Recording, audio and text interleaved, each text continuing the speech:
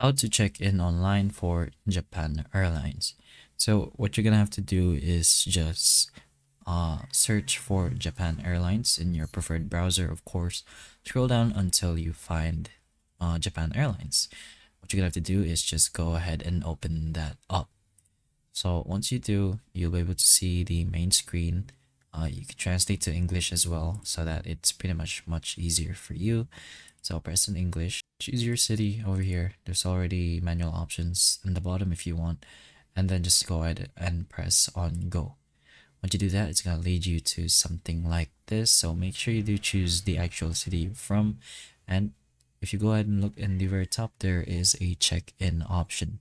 So you can do this from 24 hours to 16 minutes to the departure. So press on the online check-in option. So you visit the airline's website, which is pretty much what we're doing over here. Then we're gonna go ahead and confirm the passenger and flight details. So choose the identification type of whichever you bought and took your booking reference. So make sure all your details are prepared beforehand.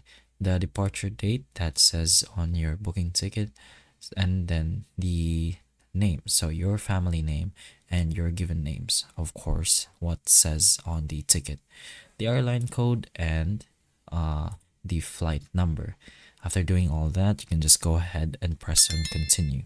You can then choose the seat selection if it is available, baggage declaration, of course, if it is available, but eventually you should be able to get your boarding pass by via PDF.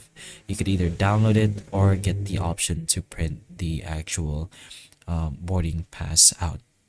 But that is pretty much how you check in Japan Airlines. So hopefully the information of this video can help you, and if it can, please like and subscribe for more videos like this, and that's all.